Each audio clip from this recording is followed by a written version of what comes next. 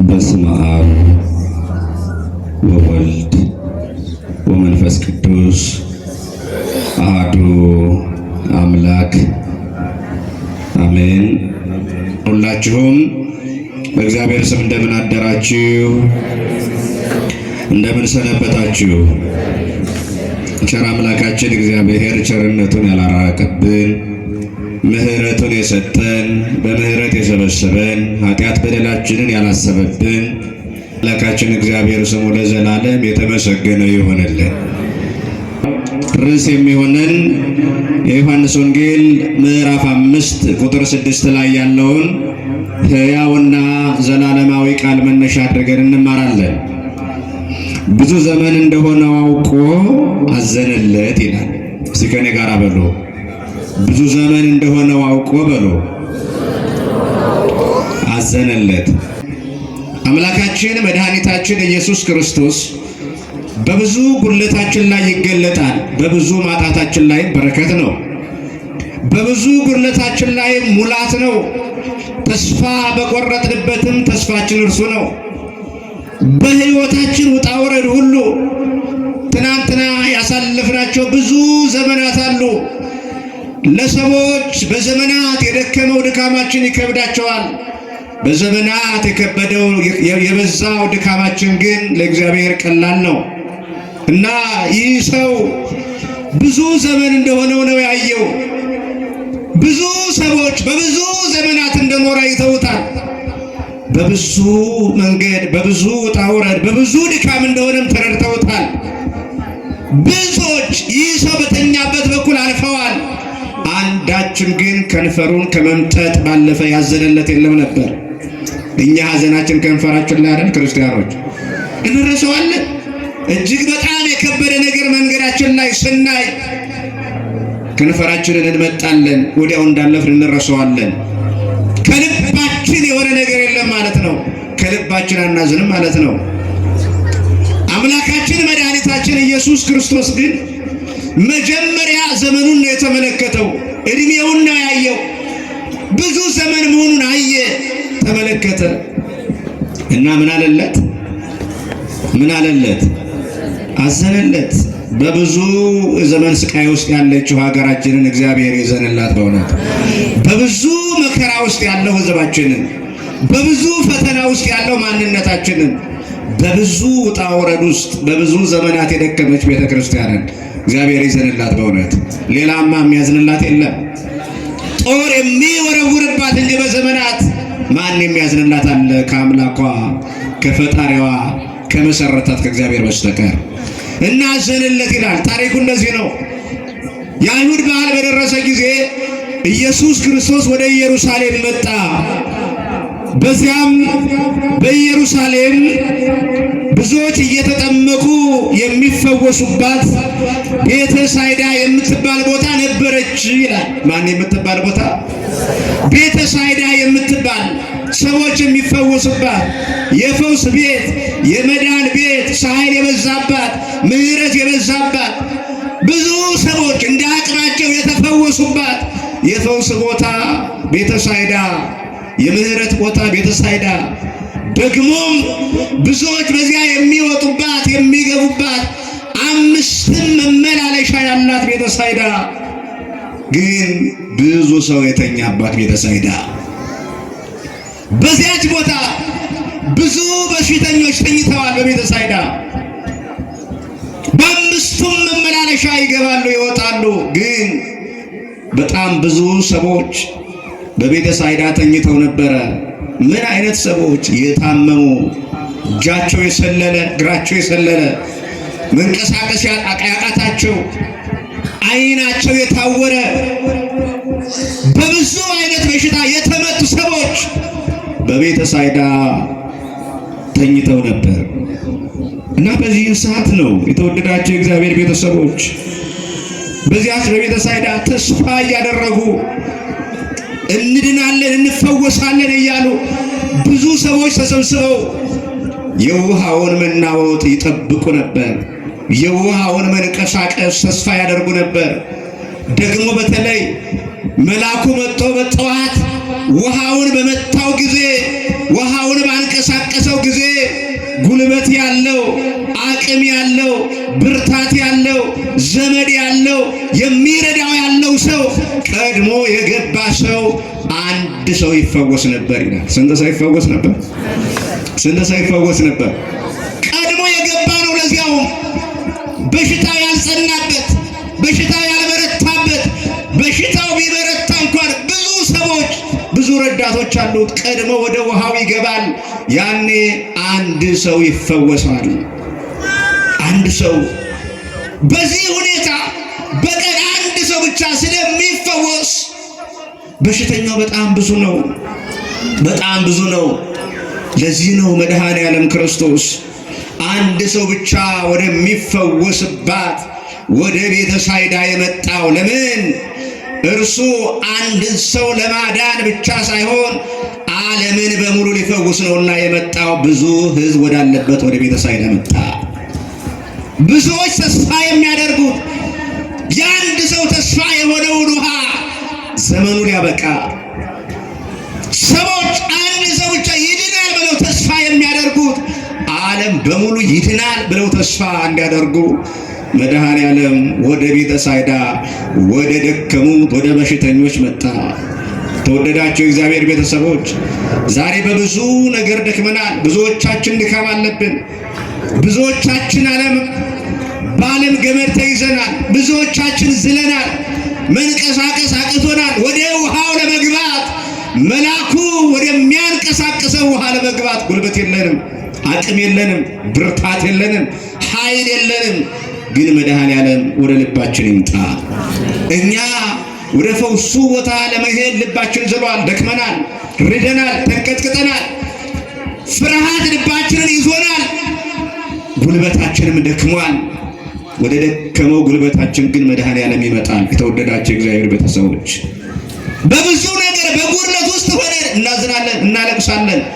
በራችንን ዘግተን የምናነባ እጅግ በጣም ብዙ ሰዎች ነን። መቼ ይሆን እግዚአብሔር ምሕረት የሚደርሰን የምንል? መቼ ይሆን እግዚአብሔር የሚነግረኝ?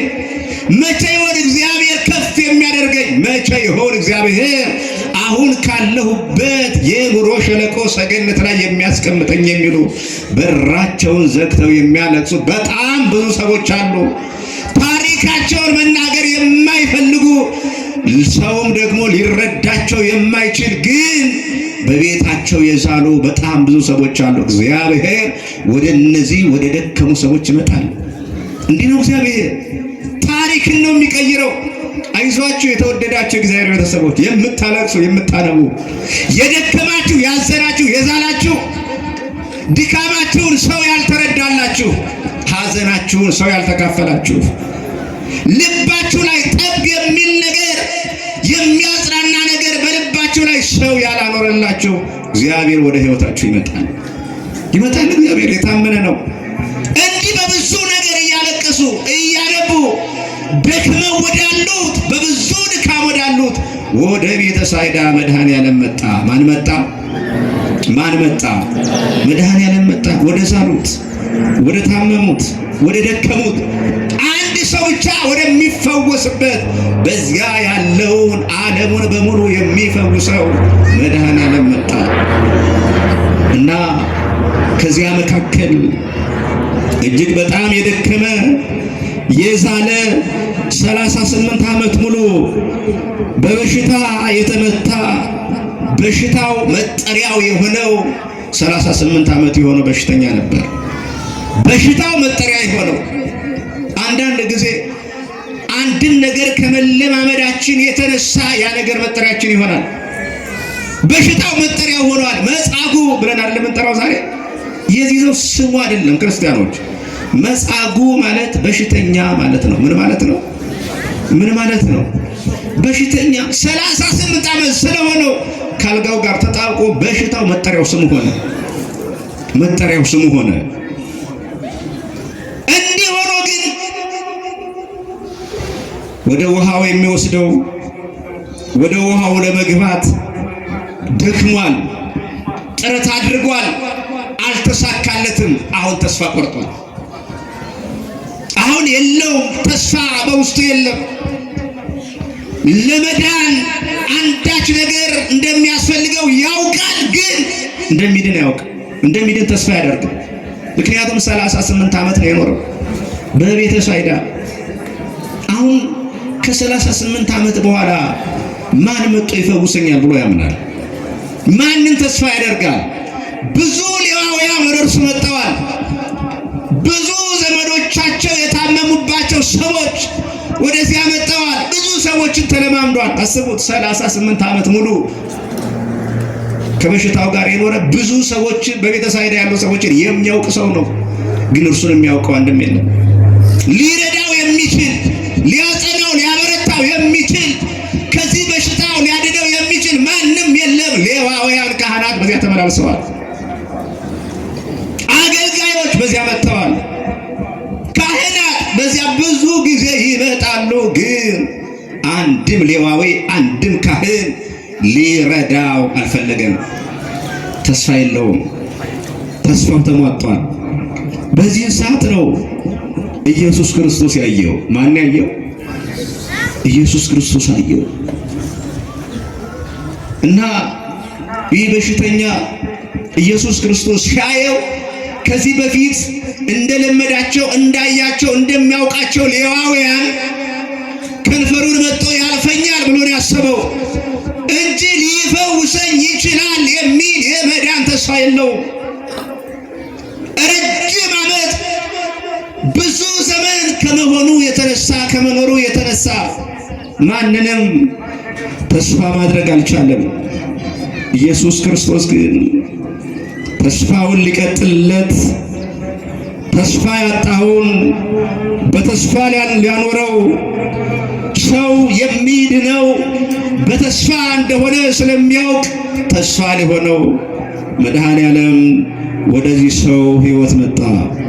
የተወደዳችሁ የእግዚአብሔር ቤተሰቦች ሰው የሚሞተው ሰው ሞተ የሚባለው ስጋውና ነፍሱ ሲለይ አይደለም፣ ተስፋ ሲቆርጥ ነው።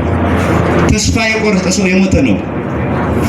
ተስፋ የቆረጠ ሰው በሕይወት አለ አይባልም። ይህም ዛሬ ታሪኩን የምንናገርለት እግዚአብሔር የጎበኘው ሰው ተስፋ በመቁረጥ የሞተ ነው። እድናለሁ የሚል አንዳች ተስፋ በልቡ ላይ የለም። ኢየሱስ ክርስቶስ ግን ሲያየው እንደ ሌሎች አልተመለከተውም፣ እንደ ሌሎች አላየውም። እንደ ሌሎች ሰዎች አይቶም ሊያልፈው አልፈለገም። አየውና አዘነለት ይላል። ምን አለለት? ምን አለለት? አዘነለት። ዛሬ ስንት ልናዝንላቸው የሚገቡ ሰዎች እኮ አሉ ክርስቲያኖች። ልናዝንላቸው የሚገባ ልባችን ሊራራላቸው የሚገባ ልባችንን ልንሰጣቸው የሚገባ ከሳንቲማችን ከእንጀራችን ተርፎ ከዚያ ባለፈ ልባችንን የሚፈልጉ ልናዝንላቸው የሚገባ ስንት ሰዎች አሉ መሰላችሁ? የእኛን ልብ የሚፈልጉ ተስፋ ማድረግ የሚፈልጉ እኛን በእኛ ተስፋ ሊኖሩ የሚፈልጉ ስንቶች በመንገድ ላይ አሉ። ተስፋ የቆረጡ ግን የእኛን ልብ የሚፈልጉ እንድናዝንላቸው። ክርስቲያኖች የመጀመሪያው በጎ ስጦታ ማዘን ነው። የመጀመሪያው ትልቁ ስጦታችን ልባችን ነው። ሰው ልቡን ካልሰጠ ገንዘቡን ቢሰጥ አይደለም። ሰው መጀመሪያ ልቡን ነው መስጠት ያለበት። ማዘን ነው ያቃተን። መስጠት ያቃተን ማዘን ስላልቻለ ነው። መርዳት ያቃተን ማዘን ስላልቻለ ነው። የተወደዳችሁ የእግዚአብሔር ቤተሰቦች ልባችንን የሚነካን ነገር ስለጠፋ ነው መስጠት ያቃተን። መስጠት በጣም ቀላሉ ነገር ነው። ምጽዋት በጣም ትንሽ ነገር ነው። ከባዱ ነገር ግን በልብ ማዘን ነው፣ ከልብ ማዘን ነው። እግዚአብሔር ልባችንን ያራራልን፣ ለወደቁት እንድናዝን፣ ተስፋ ላጡት ተስፋ እንድንሆን፣ ተስፋ ለቆረጡት ተስፋቸውን እንድንቀጥል፣ የሚበሉት የሚጠጡት አጥተው በመንገድ ላይ ለወደቁት ተስፋ እንድንሆን እግዚአብሔር ልባችንን ይመልስልን። መድኃኔዓለም አየው፣ አዘነለት እና አንተ ሰው መዳን ትወዳለህ ብሎ ጠየቀው። ምን አለ? እንደው የሞት ጥያቄ ይመስላል አይደል? 38 ዓመት ሙሉ በበሽታ የኖረ ሰው እንዲህ ተብሎ ይጠየቃል እንዴ? ግን እግዚአብሔር አስገድዶ ስለማያድን ነው። በፈቃዳችን ነው የሚያድነን እግዚአብሔር። የኛን ፈቃድ እግዚአብሔር ይፈልጋል እና መዳን ትወዳለህ አለው። የዚህ ሰው መልስ መሆን የነበረበት ምንድን ነው? አዎ አይደል? 38 ዓመት ሙሉ ታሞ ኖሮ መልሱ መሆን ያለበት አዎ ነው። ግን እርሱ እንዲህ አላለም። አይ ጌታ ሆይ አለ፣ እንደምታየው ደካማ ነኝ፣ ጉልበት የለኝም፣ ብርታት የለኝም፣ አቅም የለኝም። መልአኩ መጥቶ ውሃውን ሲያናውጠው ወደ ውሃው ሊወስደኝ የሚችል ሰው የለኝም አለ። ምን የለኝም ማለት? ሰው የለኝም። ምን አይነት ሰው ነው የሌለው? ምን አይነት ሰው ነው ያጣው? ይህ በሽተኛ የመጀመሪያው የሚያዝንለት ነው። ምን የሚልለት? የሚቀድመው ያለ የሚያዝንልኝ ሰው የለኝም፣ የሚሸከመኝ ሰው የለኝም፣ የሚያስቀድመኝ ሰው የለኝም ማለት። ሶስት ነገሮች ይፈልጋል ሰው ይህ በሽተኛ። መጀመሪያ የሚያዝንለት ያስፈልጋል። ከዚያስ የሚሸከመው፣ ምክንያቱም አይችልም መንቀሳቀስ። ከዚያስ የሚያስቀድመው፣ ምክንያቱም ቀድሞ የገባ ሰው ነው የሚድነው። እና እኔ እንኳን ወደዚያ ለመግባት ጥረት ባድርግ እንኳን ሌሎች ቀድመውኝ ይገባሉ አለ። ብዙዎች ቀድመውኝ ይገቡና ይፈወሳሉ፣ ይድናሉ። እኔ ግን የሚያዝንልኝ የሚሸከመኝም የሚያስቀድመኝም ሰው የለኝም። የተወደዳችሁ እግዚአብሔር ቤተሰቦች የሚያዝንልን እኮ የለም ማለት፣ የሚሸከመንም የለም፣ የሚያስቀድመንም የለም። እውነት ለመናገር ብቸኛ ሊያዝንልን የሚችለው አባታችን መድኃኔዓለም ነው። ሊሸከመንም የሚችለው ክንዱ የማይዝለው ከአባት በላይ አባት የሆነው ከእናትም በላይ እናት የሆነው የማይሰለቸው 18 ዓመት ሞልቶሃል የማይለው በዘመናት ብንሸመግል እንኳን ክንዶቹ የማይዝሉት በየትኛውም በሽታ ብንመታ የማይሰለቸን የሚያስቀድመን የሚያዝንልን የሚሸከመን እርሱ መድኃኔዓለም ነው። ክብር ይሁንለት ለዚህ ንጉሥ በእውነት። እና የለኝም እንደዚህ አይነት ሶስቱን ነገር የሚያሟላ ሰው እፈልጋለሁ። አንተ ይህን ልታደርግልኝ አትችልም ማለት ነው አይደል? አንተም ይህንን ነገር ልታደርግልኝ አትችልም። እንደ ሌሎች አይተኸኝ ልታልፍ ትችላለህ።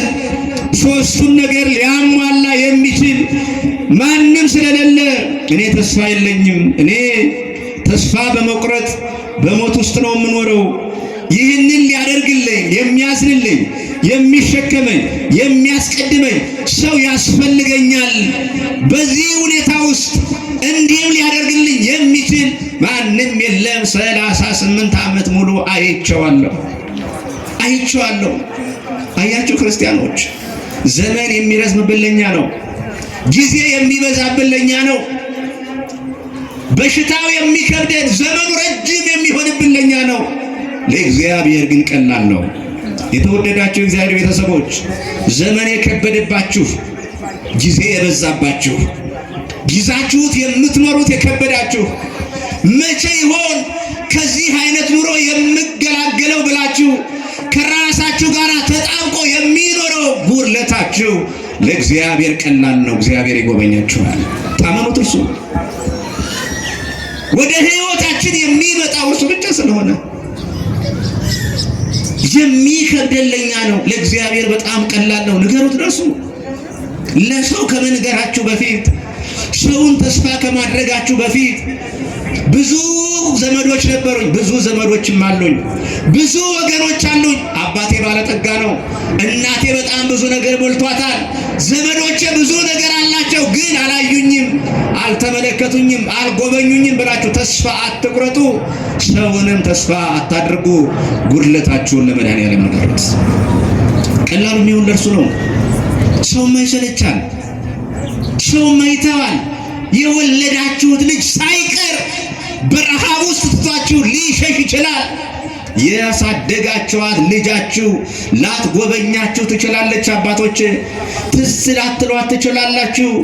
ለዘመናት አብሯችሁ የኖረው ጓደኛችሁ፣ በድህነት አብሮ የኖረው ማንነት፣ በድህነት አብሮ ያደገው ያ ዘመናችሁ ሊቀየር ይችላል። የኔንማ ተወው ብላችሁ ለሰው ልትነግሩ ትችላላችሁ። የሱን ነገርማ አታንሳብኝ ልትሉ ትችላላችሁ። ሰው በትክክልም እንደዚህ ነው፣ ታሪክ የለውም። እግዚአብሔር ግን ታሪክን ይቀይራል። እግዚአብሔር ግን በሕይወታችን ላይ ይገለጣል እና ነገሩት ለእርሱ፣ ተስፋችሁን እርሱ ላይ ጣሉት። የሚያስጨንቃችሁን ነገር ሁሉ በእርሱ ጣሉት አይደል የተባለው? በእርሱ ላይ ነው መጣል ያለብን እና ይህም ሰው እንዲህ ሊያደርግልኝ የሚችል ማንም የለም ማለት። ሊያዝንለት የመጣው እርሱ እንደሆነ አላወቀው። ሊሸከመው የመጣው እርሱ እንደሆነ አልተረዳም። ከሁሉ ሊያስቀድመው እንደመጣ አልተረዳም። ይህ ሰው ኢሳይያስ በምዕራፍ 40 ቁጥር 11 ላይ እንዲህ ተብሎ ነው የተጻፈው። መንጋውን እንደ እረኛ ያሰማራል፣ ጠቦቶቹን በክንዱ ሰብስቦ በብብቱ ይሸከማል፣ የሚያጠቡትንም በቀስታ ይመራል አለ። ጠቦቶቹን፣ ወጣቶቹን ኃጢአት፣ ዝሙት፣ ገንዘብ መውደድ ያዛላቸውን ያደከማቸውን እነርሱን ይሸከማል ብቻ አይደለም ያለው፣ በብብቱ ይይዛል አለ። መውደቅ አይቻልም ከእርሱ እጅ ላይ። ሊሸከመን የሚችል ለዚያውም በብብቱ ሊይዘን የሚችል ሊያቅፈን የሚችል ክርስቲያኖች፣ ሰው በብብቱ ከያዘ ምን ማለት መሰላችሁ? በብብቱ ውስጥ ትገባላችሁ፣ በቀኝ እጁ ደግሞ ከታች ይደግፋችኋል። አንድ እጁ ቢዝን እንኳን አንድ እጁ አይጥላችሁም። እናቶቼ ልጆቻችሁን እንዴት ነው የምትይዙት? እንዴት ነው የምታቅፉት? እግዚአብሔር እናንተ ልጆቻችሁን ከምታቅፉበት በላይ አቅፎ ይይዛል። የእናንተ እጅ ሊደክም ይችላል፣ ሊዝል ይችላል። የእግዚአብሔር ክንድ ግን አይዝልም፣ ለዘላለም አቅፎ ይይዛል እና የመጣው ይህንን ሰው እንዲህ ሊደግፈው፣ እንዲህ ሊያነሳው፣ እንዲህ ሊያበረታው ነውና አንተ አይዞህ፣ ላዝንልህም፣ ልሸከምህም፣ ላስቀድምህም መጥቻለሁና ከዚህ በኋላ ውሃውን ተስፋ አድርገህ ኖርሃል። ተስፋ ያደረግከው ውሃው ሳይሆን ዛሬ እኔ እፈውስሃለሁ አለ። እኔ ምን እልሃለሁ? እኔ እፈውስሃለሁ። አቤት ስንት ነገር ተስፋ አድርገን ኖረናል እኮ አይደል እንዴ? በምድር ላይ ስንት ተስፋ ያደረግነው ነገር አለ፣ ግን የማይሞላ ጓዳችንን ይሞላል ብለን ተስፋ አድርገን የምንኖርበት ስራችን አንድ ቀን አይሞላም። ሁልጊዜ ጎደሎ ነው። በንግድ ቦታ ሆነን በሚቀጥለው ዓመት ይህንን እንሞላለን ተስፋ አድርገናል ስራችንን። በመስሪያ ቤት ተቀጥረን ደመወዛችንን ተስፋ አድርገን ኖረናል፣ አይሞላም። ብዙ ነገር እናደርጋለን፣ ተስፋ ያደረግነው ምድራዊ ነገር ስለሆነ አይሞላም። እመኑኝ፣ እግዚአብሔር ላይ ተስፋችሁን ጣሉ፣ ይሞላል። የጎደለው ነገር እናንተ ውሃውን ነው ተስፋ ያደረግከው። አሁን ወደ እኔ ተመልከት፣ ተነስና አልጋህን ተሸክመ ሄዳል። በጣም እኮ ይገርማል። ቀላል ነገር ይመስላል አይደል? ክርስቲያኖች 38 ሙሉ አልጋ ላይ ተኝቶ የኖረን ሰው በደቂቃዎች ውስጥ አልጋህን ተሸክመ ሂድ፣ ከዚህ በላይ ምን አለ? ምን ተስፋ አለ? ይህን ለማድረግ ግን ማዘን ያስፈልጋል። ስላዘነለት ነው። ብዙ ዘመን እንደሆነው ስላወቀ ስላዘነለት ተነስና አልጋህን ተሸክመ ሂድ ተባለ። ተነሳና አልጋውን ተሸክሞ ሄደ። ክብር ይሁን ለመድኃኒዓለም። በእውነት ምን እንሰጠዋለን ለእርሱ? አልጋውን ተሸክመ ሄደ። የተወደዳቸው የእግዚአብሔር ቤተሰቦች እስከ ዛሬ ስንት የተሸከመን ሰው አለ አይደል እንዴ? ስንት ተሸክመውን የኖሩ ሰዎችን ስንት ጊዜ ረስተናቸዋል። ተሸክመውን የኖሩትን እነርሱ ትከሻ ላይ ሆነን ኑረን፣ እነርሱ ጉልበት ላይ ሆነን ኖረን፣ ግን ስንት የረሳናቸው ሰዎች ይኖሩ ይሆን? ስንት የረሳናቸው ሰዎች አብረውን ኖረው አብረውን አድገው አብረውን በድህነት ኖረው ስናገኝ የረሳናቸው ስንቶች ናቸው? የተወደዳችሁ እግዚአብሔር ቤተሰቦች፣ የተወደዱ የዘመናት ጓደኞቻችንን መሸከም ያስፈልጋል። የተሸከሙንን መሸከም ያስፈልጋል። የተሸከመውን ባለ ውለታውን አልጋውን ተሸክሞ ሄደ። ይበሽተኛ ግን እኛ በድካም ወቅት ይዘውን የነበሩ ሰዎች በድካም ወቅት በጉድለት ዘመናችን ተሸክመውን የነበሩ ሰዎች በብዙ ነገር ረስተናቸዋል። ቤተ ክርስቲያን በብዙ ድካማችን ተሸክማችን ኖራለች። በዓለም ውስጥ ስናገኝ ግን እንረሳታለን።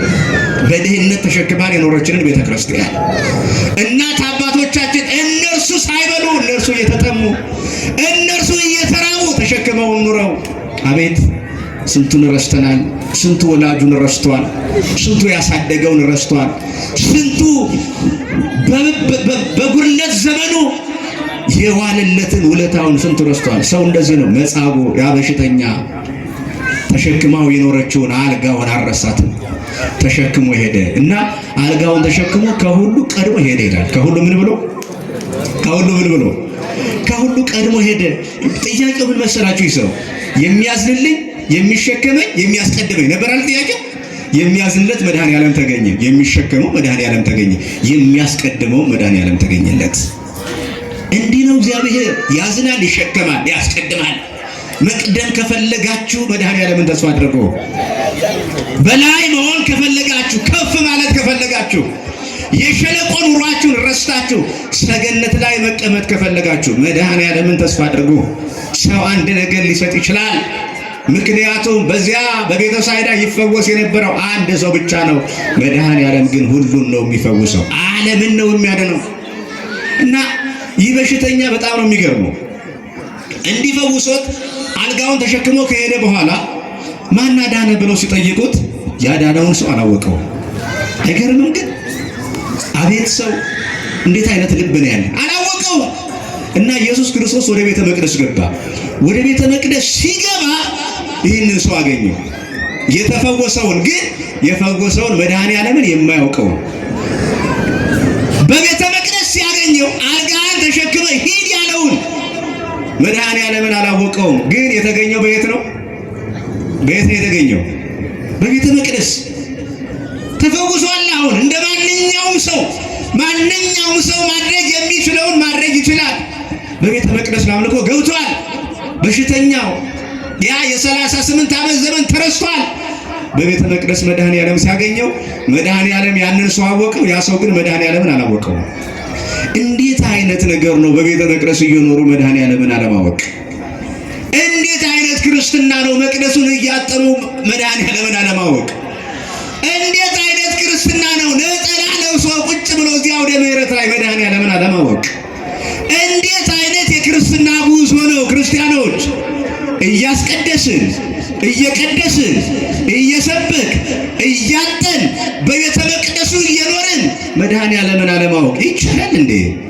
ለካ እንዲህም ይቻላል። በቤተ መቅደስ እየኖሩ መድኃኔዓለምን አለማወቅ፣ በአውደ ምሕረቱ እየኖሩ እግዚአብሔርን አለማወቅ፣ እንዲህ ቁጭ ብሎ ነጭ ለብሶ እየተማሩ እግዚአብሔርን አለማወቅ አይከብድም?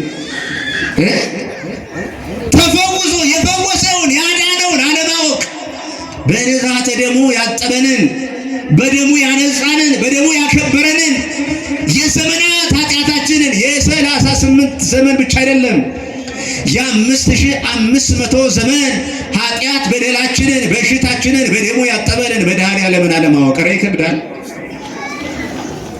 እየቃተተ እየተወጋ እየተገረፈ እየተቸነከረ ሆምጣጤ እየጠጣ ነፍሱን አሳልፎ እየሰጠ እስከ መቃብር የፈለገንን መድኃኔዓለምን አለማወቅ፣ እየቆሰለ ቁስላችንን የፈወሰውን አለማወቅ፣ እየሞተ ሕይወትን የሰጠንን አለማወቅ፣ ሆምጣጤ እየጠጣ የዘላለም ሕይወትን የሰጠንን መድኃኔዓለምን አለማወቅ ኧረ ከባድ ነው ክርስቲያኖች። ደግሞ በቤተ መቅደስ እየኖሩ በቤተ መቅደስ አገኘው፣ አላወቀውም። ያሳዝናል። አልተረዳውም። አንተ ተፈውሰሃል አለው።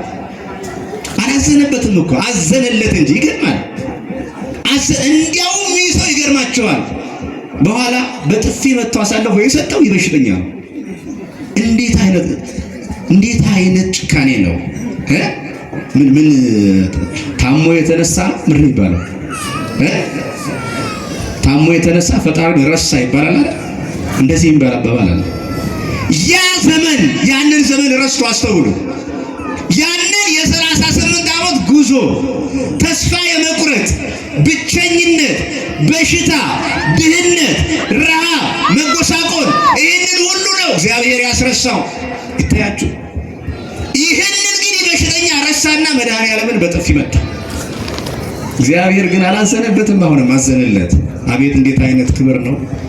እንዴት አይነት ፍቅር ነው! እንዴት አይነት ልብ ነው! አዘነለት። እባክህን ከዚህ የባሰ እንዳያገኝ ከዚህ በኋላ ኃጢአት አትስራ አለው። ዳግም የታብስ ነው ያለው። አልተቆጣውም፣ አላዘነበትም። አዘነለት እንጂ ከዚህ የባሰ የሲኦል ኑሮ እንዳያገኝ ግን ምን አትበላ ነው? ዳግም ኃጢአት አትስራ። እግዚአብሔር እኮ እንደዚህ ነው የሚለን። እግዚአብሔር እንዲህ ነው። ክርስቲያኖች ስንት ጊዜ ትተነዋል፣ ስንት ጊዜ ረስተነዋል፣ ስንት ጊዜ ወድቀት ተነስተን ውድቀታችንን ረስተናል፣ ስንት ጊዜ ከእግዚአብሔር ኮብልለናል። አሁን እውነት ልባችን ቢከፈት ማን ከማን ጋር ይቆማል? ልባችን ቢከፈት አንዱ የአንዱን ልብ ማየት ቢችል፣ አንዱ የአንዱን ሕሊናው የሚያመላልሰውን የሚያወጣውን የሚያወርደውን ሚያይ ቢችል ማየት ቢችል ማን ከማን ጋር ይቆማል? ግን መድኃኔዓለም ያውቃል አያውቅም? ልባችን ላይ ያለው የሰራነውን ኃጢአት ልንሰራ ያቀርነውን ኃጢአትና በደል መድኃኔዓለም ያውቃል አያውቅም? እያወቀ ግን ዝም ብሎ አዘነልን እንጂ አላዘነብንም። ክብር ይሁን ለመድኃኔዓለም። እንዲህ የሚያዝንልን የማይተውን የማይረሳን ኃጢአታችንን እንጂ እኛን የማይጸየፈን በደላችንን እንጂ እኛን የማይተወን ሁልጊዜ የሚያዝንልን የሚሸከመን ሁልጊዜ የሚያስቀድመን የሚያዝንልን የሚያስቀድመን በዘመናት ባለው ኃጢአታችን ያልተወን የተወደዳቸው እግዚአብሔር ቤተሰቦች እግዚአብሔር መልካም ነው። እግዚአብሔር ምንድን ነው? እግዚአብሔር ምንድን ነው? እግዚአብሔር መልካም ነው። እግዚአብሔር ፈዋሽ ነው። እግዚአብሔር መድኃኒት ነው። እግዚአብሔር የሁሉ አዛኝ ነው። እግዚአብሔር ለሁሉ ደራሽ ነው። እግዚአብሔር ላዘኑት መጽናኛ ነው። እግዚአብሔር ላጡት በረከት ነው። እግዚአብሔር ለተራቡት ምግብ፣ ለተጠሙት መጠጥ ነው። እግዚአብሔር ተስፋ ለቆረጡት ተስፋ ነው። ተስፋ የቆረጣችሁ ተስፋችሁን እግዚአብሔርን አድርጉ እና ዳግም ኃጢአት አትስራ። ሌላ የባሰ ነገር እንዳያገኝ። ትናንትና 38 ዓመት ነው የታመምከው። አሁን ግን በዘመናት በሽታ ተመተ በሲኦል ትማቅቃለህ።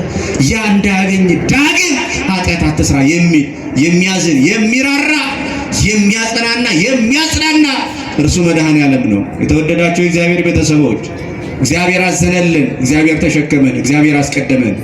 ኃጢአታችንን አላየብንም፣ በደላችንን ከደነልን እንጂ ኃጢአት በደላችን ሲበዛ በደላችንና ኃጢአታችን በደሙ ከድኖ እንዲህ በክብር አቆመን። እንዲህ አይነት መድኃኒት፣ እንዲህ አይነት ንጉሥ፣ እንዲህ የሚራራ መድኃኒት ነው ያለን። በመቅደሱ የምንኖር የመቅደሱን ጌታ እንወቅ። እውነት እንደ መጻጉዕ እንዳንሆን በመቅደሱ የምናስቀድስ በመቅደሱ የምንቀድስ መቅደሱን የምናገለግል በመቅደሱ የምንገለገል በአውደ ምሕረቱ እንዲህ ነጭ ለብሰን አምረን ተውበን ያለን እንዲህ እንዲያምርብን እንድንዋብ ነጩን ልብስ እንድንለብስ ራቁቱን የተሰቀለውን መድኃኔዓለምን እንርሳ። ራቁቱን ተሰቅሎ ነጭ ልብስ ነጭ የተልባ እግር ልብስ ያለበሰንን መድኃኔዓለምን እናስብ። ሆምጣጤ እየጠጣ ደሙን የሰጠንን እየተራበ ሥጋውን የቆረሰልንን እየተሰደደ ከስደት የመለሰንን እየቆሰለ ቁስላችንን ያደረቀልንን እየወደቀ ከውድቀት ያነሳንን እርሱን መድኃኔዓለምን እናስብ አንርሳ።